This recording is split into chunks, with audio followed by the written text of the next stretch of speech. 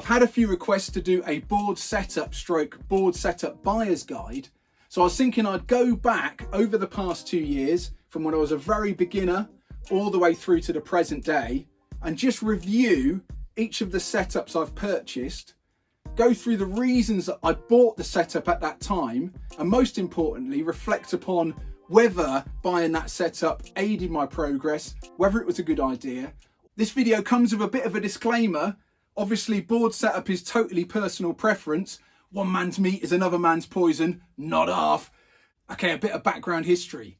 In my 20s, I was lucky to surf and travel, so my first skateboard setup was this bad boy, the Sector 9 longboard. I use this purely as a mode of transport from getting to A to B. I just learnt to hop on, do a bit of steering and hop off, and that was it. I do recall having a quick go on somebody's short trick skateboard. At that time they had very small wheels, very narrow deck. I hopped on, surfboard in hand, wheels got caught in a crack, over the front, damaged my elbow, dinged my board. I decided then and there that shortboard skateboarding was not for me. It was too hard, too dangerous, so I just stuck to cruising around on the long skateboard, and that was my skateboarding career for 20s and 30s. I've always been interested in skate culture as it runs quite snugly alongside surf culture. Watched the videos, completed the Tony Hawk Pro Skater 2, watched the Street League and various other video parts. But the two films that piqued my interest the most were the Dogtown and Z-Boys and also the Bones Brigade autobiography. After seeing those videos, I decided that I had to give skateboarding a go. One day I snapped, found myself at the local skateboard shop, and I bought my first trick skateboard setup.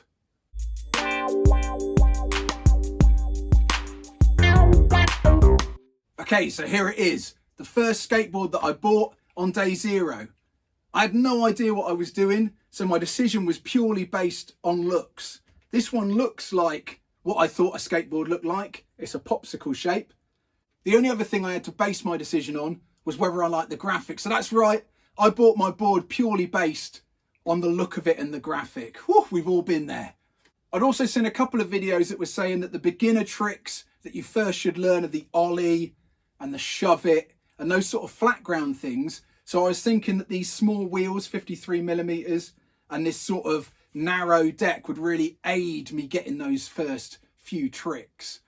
It actually turned out that those first few tricks for an overweight 40-year-old were way too hard and I was getting frustrated. So instead, I drew on my surfing background, got down the local bowl, and my goal quickly turned to kick turns and carving turns. On this board, I got my first kick turn, I got my first carving turns, and I started to do my first pumping in a half pipe and starting to think about doing my first rock to fakie and those sort of lip tricks. I think because my goals in skateboard shifted so quickly in that first couple of months, I outgrew this board.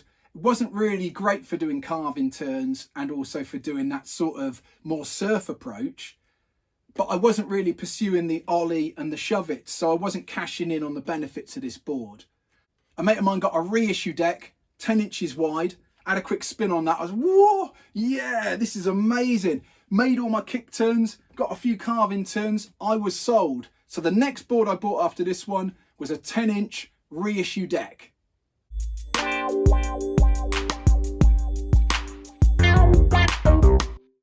Okay, so here is my second board, the Roskopp I reissue, 10 inches wide, nice big fishtail, looks a bit more like a surfboard. Whew, I was at home. This was a real game changer for me. With this board, I learned to drop in, I learned to carve grind, I learned to slash grind, generally got more comfortable with riding bigger bowls, and eventually got into skating pools and pool coping. Whew, there was no turning back. Started working on the seeds of a few simple lip tricks, the rock and roll, the rock to fakie. Again, the reason I bought this board was based on the aesthetic. I've got a kite board with the same sort of pattern, and I thought it'd be cool to have a kite board and a skateboard that matched. Oh my goodness, we've all been there. It was with this board that I discovered what the wheelbase was. This came with two different sets of holes, and I set the trucks on the holes that made the shortest wheelbase without even knowing. I don't know what I based that decision on. One day I thought, I'll try these other holes. Put the truck on the wider wheelbase and oh my gosh, whew, I was making all my kick turns. It felt a lot better. I'm quite tall and I found that just this extra bit of leeway room made my stance slightly wider, and that meant I could get a little lower and everything felt a little bit smoother. So that wheelbase, 15 inches, has stuck with me and I've taken that onto every setup I've had since. I rode this one to destruction, knocked out loads of holes all on the rails. The thing that killed it eventually was cracking the tail, so I couldn't put any confidence in any of the moves anymore. And I think for me, that's a key thing with a board setup. It needs to inspire confidence. You need to go into tricks full on and trust that the board is going to hold you and it's going to do what you ask it to do. Okay, on to board number 3, the 9.2 inch Powell flight deck.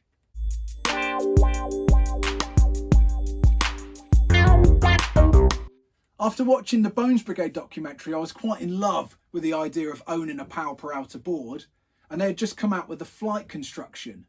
Build is being more durable, thinner, lighter, stronger, stiffer. Oh, I thought, I've got to give that one a go. The only slight downside is it's quite a lot more expensive. I was lucky enough to take this board on a tour of European skate spots. I recorded a short series of videos called Magic Spots, and this was the board that I was riding. I had a lot of fun. I found the stiffer feel made pumping a lot more responsive and I could get a lot more speed. So I started to feel more comfortable riding bigger transitions and getting up on the vert. The big question on everyone's lips is the flight construction worth the extra money? It does feel different to a 7-ply skateboard, so it will take a little bit of getting used to. It is also quite a bit more expensive, which might not be to everyone's taste. I think for me, I really like the flight construction. I like the stiffness, which gives me a better pump. I like the extra durability. I like it being slightly thinner, nice for grabs. I also like it being slightly lighter. I also like to think that I've got the best skateboard I can buy, and I think the flight board certainly is at the cutting edge of current technology. Okay, on to board setup number 4, the 9-inch Titus T-Fibre Popsicle.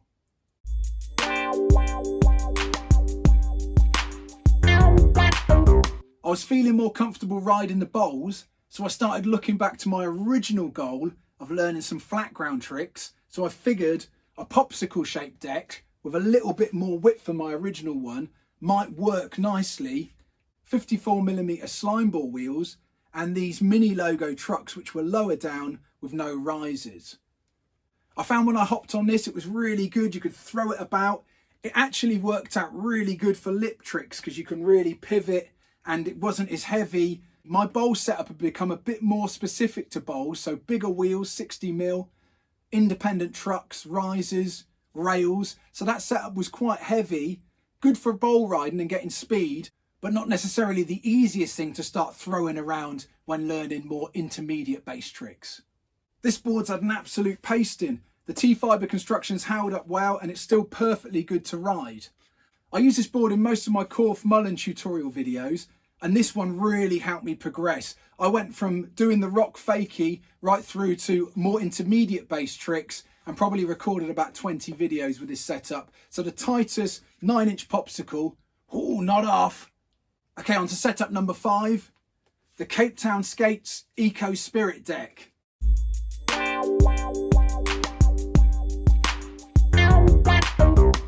I was starting to get more into my pool skating, so I was looking for a specific pool board setup. Luckily, local rider Keith Cummins makes these beautiful Cape Town Skates custom decks. The artwork is a one-off. The first Cape Town Skates deck I bought was this bad boy here. Rode it to death. Unfortunately, left it out in the rain and it didn't like it, so it delaminated, as all plywood boards tend to do. So I had to retire this one, but I immediately ordered the Eco Spirit.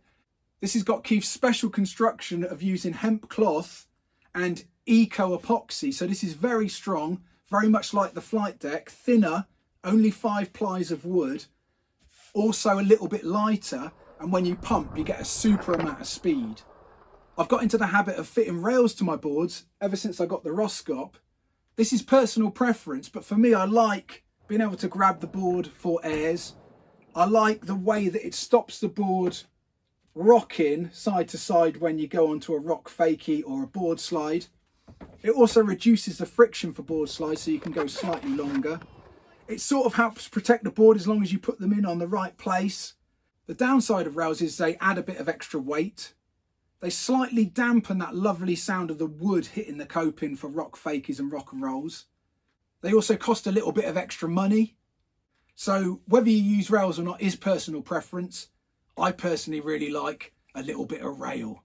Experimented with a few different brands and I found the Pig brand works really nicely. They wear hard, come in a variety of colours. So Pig rails, oh yeah. Okay, that brings us on to our final setup. This is a 9-inch Andy Anderson flight deck.